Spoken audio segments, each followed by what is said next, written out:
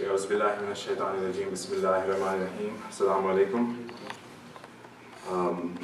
The Youth Committee has organized this program under the guardianship of President Mehmood Ali Khan Sahab and Dr.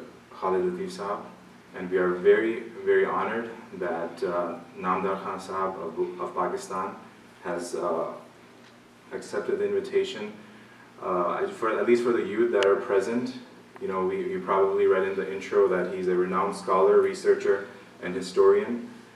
He has both the knowledge of the religion and our faith and the historical background. So that is even more important, of significance. He's the author of more than 60 articles on various topics, and his expertise in the area of Mehdaviya history is related to Sindh. So I want all those who are present, especially the young people, to listen very carefully. If you do not understand any of his the concepts that he's bringing, please feel free to ask questions. This is the time to ask questions and learn more. So with that said, inshallah, we're going to allow Namdar Khan Sahab to start. Bismillah.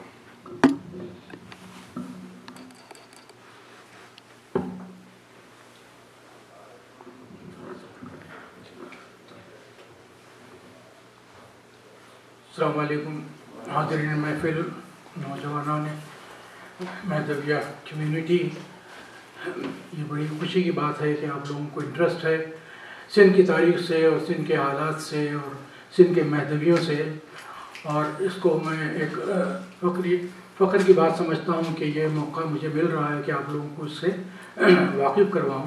मैंने इस पर बहुत sincerity से मेहनत की है और इंशाअल्लाह 1-2 महीने में मैं कोशिश करूँगा कि जो कुछ मैंने मेहनत की है इसको पब्लिश कर दूँ।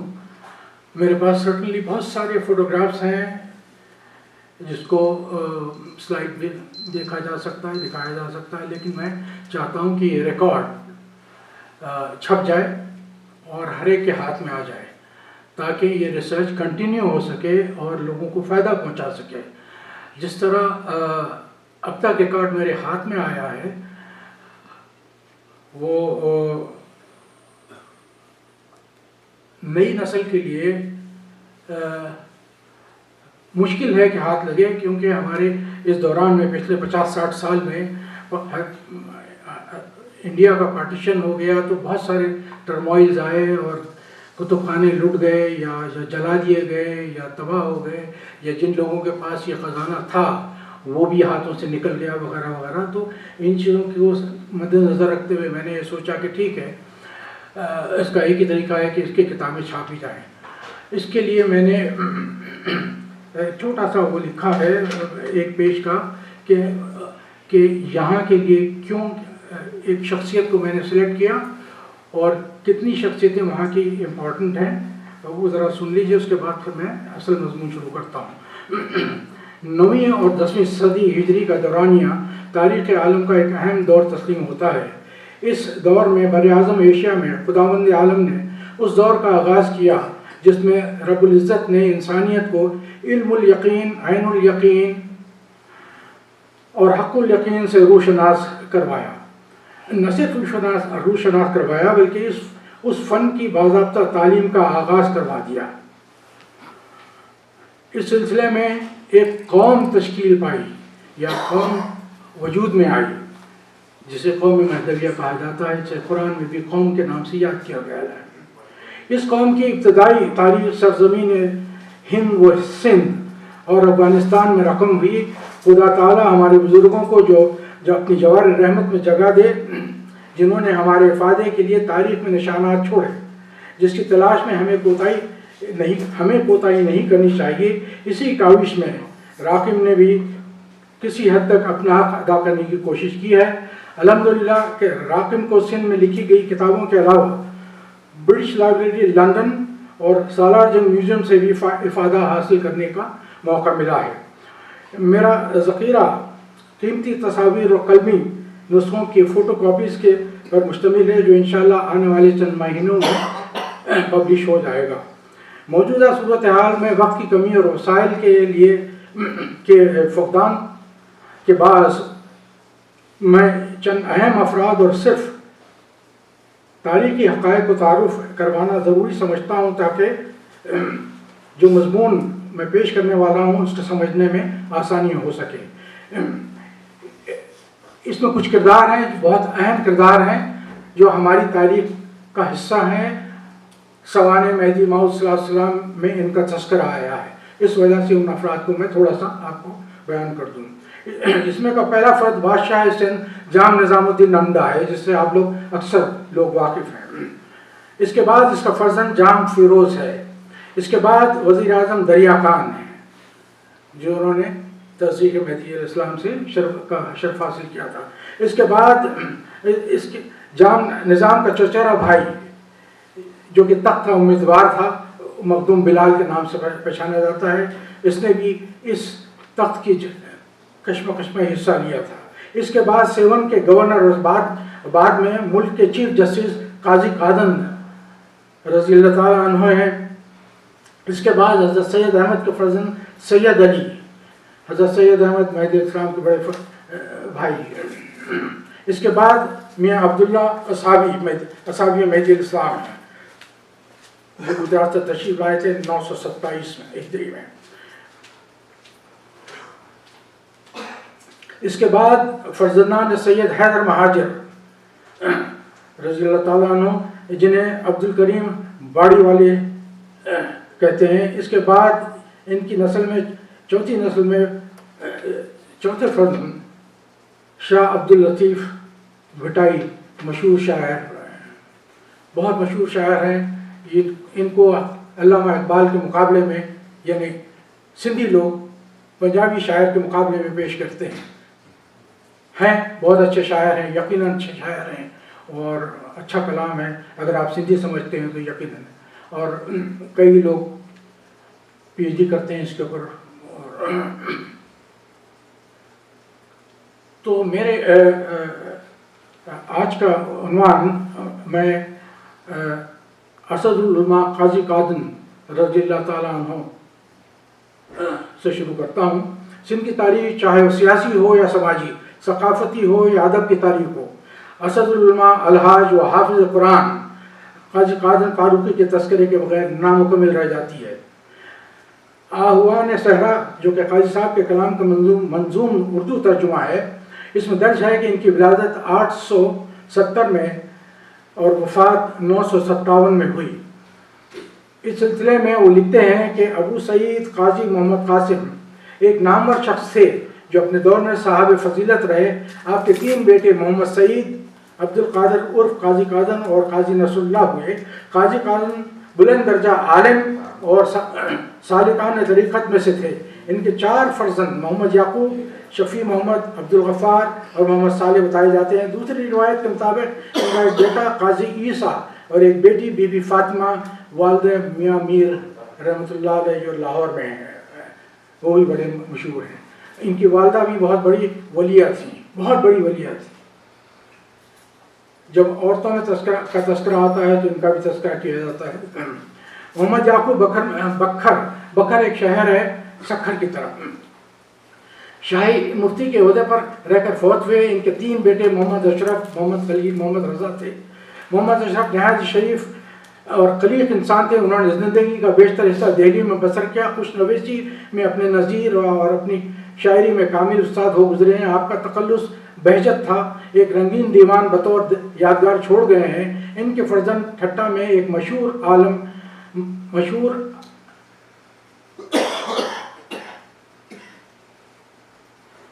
ان کے فرزند ٹھٹا میں اہل علم مشہور تھے، کچھ عرصے شاہی خزانچی بھی رہ چکے تھے۔ آپ کے بھائی محمد رضا یہ اچھے نصیب سے تھے، ہمیشہ اچھے عہدوں پر فائز رہے۔ ان کے لڑکے محمد نعیم مفتیوں کے سلسلے سے مشہور معروف تھے۔ آپ کے بیٹے محمد عبد الرحیم باقی زندگی میں یورپ گئے، وہاں سے فارغ التحصیل ہو کر ٹھٹا واپس آئے جہاں مشہور علماء میں ممتاز رہے۔ ان کے 3 لڑکے قاضی محمد رضا، محمد نور احمد اور محمد نعیم ہوئے۔ مفتی محمد نعیم کے دوسرے بیٹے محمد رفیع جہاں آباد دہلی کے قریب شہر ہے، جہاں آباد میں سکونت پذیر ہو کر خانی کے خطاب سے سرفراز ہوئے۔ احمد شاہ ابدالی کی یورش کے بعد راجپوتانہ چلے گئے، لیکن دوسرے دوبارہ شاہی وکیل کی حیثیت سے یہاں واپس آ کر ٹھٹھہ میں مقیم ہو گئے۔ آپ بزرگی اور تقوی کے زیور سے آراستہ تھے۔ چند برسوں کے بعد اپنے بھائی عبد الرحیم کی جگہ مفتی کے عہدے پر مامور رہ چکے ہیں۔ محمد یعقوب کے تیسرے فرزند قاضی محمد خلیل مخدوم حامد کی اولاد قاضی ابو البقا کی رشتہ داری کے سبب کچھ عرصے گروڑ میں مفتی کے عہدے پر رہے، بعد ازاں جا کر جہاں آباد میں آباد ہو گئے۔ حاجی قاسم کے دوسرے بیٹے عبد الغفار کو بحر العلوم کے ہونے کے باعث اثر العلماء کا لقب عطا ہوا، جو بڑے ٹھاٹ باٹ سے زندگی بسر کرتے رہے۔ ان کے دو لڑکے محمد ظہیر اور محمد قیوم تھے۔ محمد ظہیر محمد فاضل کامل ہونے کی وجہ سے پہلے ٹھٹھہ میں قضا اور صدارت کے مسند پر رونق فوز رہے، اس کے بعد لاہور کے مفتی مقرر ہوئے، پھر یہاں آ کر شان و شوکت کے ساتھ اور نگاہ بندر میں قضا اور احتساب کے عہدے پر متمکن ہوئے۔ ان کا انتقال لاہور میں ہوا تھا۔ درسی کتابوں پر ان کے حاشیے اب تک ان کی یادگار ہیں۔ ان کا بیٹا عبدالحی مشہور عالم دین تھا جو ٹھٹھہ چلا گیا تھا۔ عبد الغفار اسد العلماء کے دوسرے فرزند محمد قیوم مشہور و معروف شخصیت کی حیثیت میں سے اس جہاں سے گزر گئے۔ ان کے دونوں لڑکوں میں سے عبدالرزاق اپنے دونوں بیٹوں میں محمد میاں اور میاں محمد حفیظ سمیت صورت بندر میں رہ کر دنیا سے کوچ کر گئے۔ عبدالرزاق کا بھائی عبدالمالک کافی دنوں تک ٹھٹھہ میں مفتی کی عہدے پر رہ چکا تھا۔ جب نادری دور آیا تب ملازمت کے فرائض انجام دیتا رہا، تاں کہ رحلت کر گیا۔ قاضی قاسم کے ایک لڑکے قاضی عیسیٰ کے متعلق روایت ہے کہ سال 950 میں بخشو لانا نے بکر پشکن مارا تو مرزا جانی ترخان اور حمزہ بی کی ہمراہی میں مقابلہ کرتے ہوئے جہاں بازی کے جوہر دکھا چکے تھے، آخرکار بے نیل و مرام بکر سے واپس ہو گیا۔ یہ ایک مہدوی مخالف نے لکھا ہے، سخت ترین مخالف نیاز ہمایوں نے لکھا ہے۔ یہ انتہائی احتیاط کے باوجود بھی آپ اس کے الفاظ اور اس کی زبان کا اندازہ لگا سکتے ہیں۔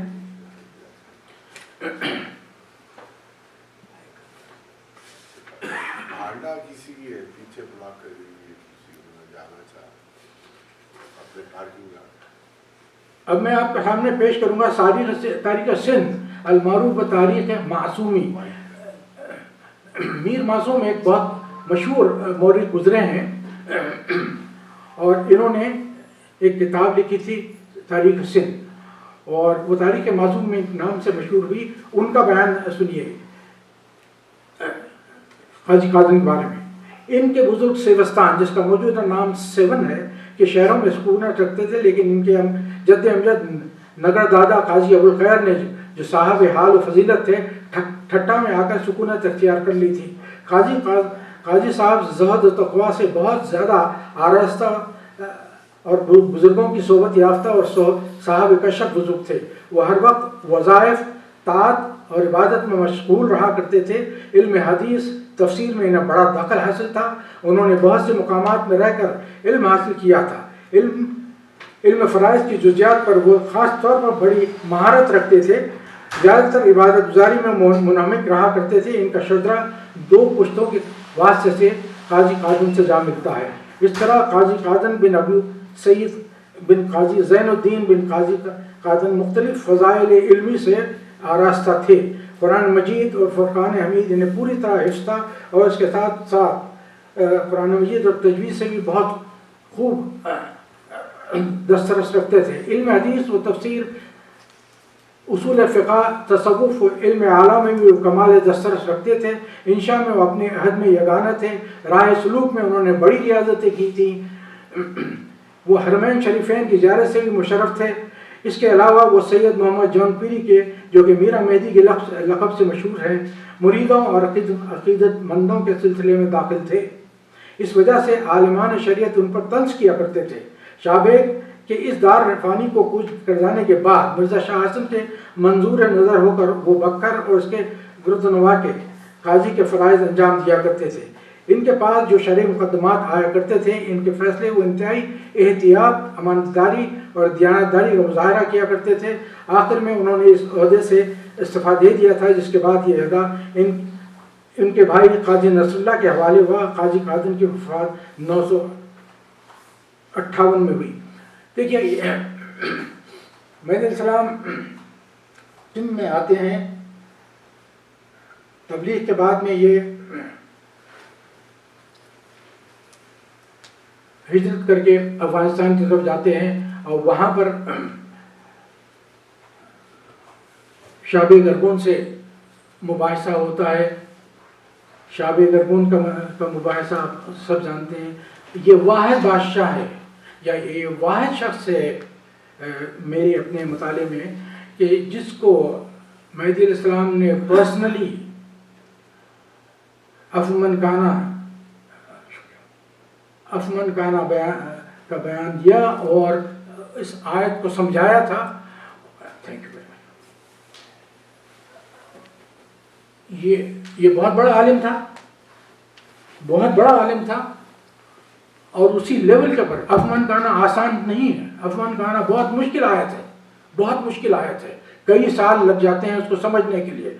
आप कितने ही यहाँ कुरान मजीद बुजुर्गों के लिखे होंगे, you will not get through, you will not have a straightforward answer to it, you will not go through easy।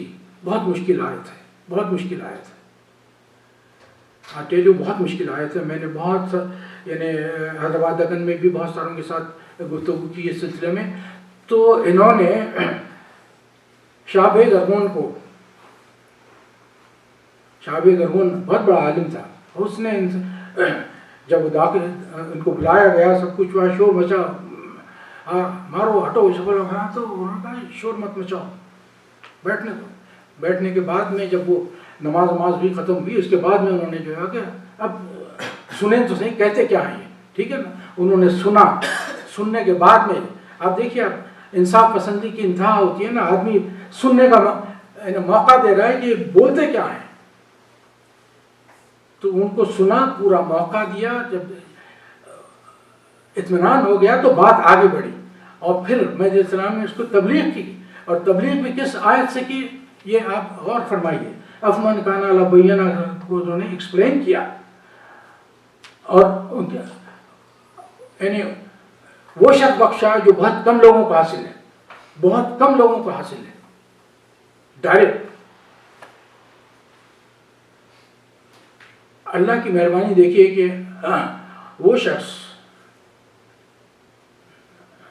Herat के बादशाह का एक जनरल था, शाबे गरगोन, और वो पूरा सिंध फतह करता है। उसके बाप को भी जो है ये शर्फ हासिल हुआ था, वाज सुना था, सब कुछ हुआ था।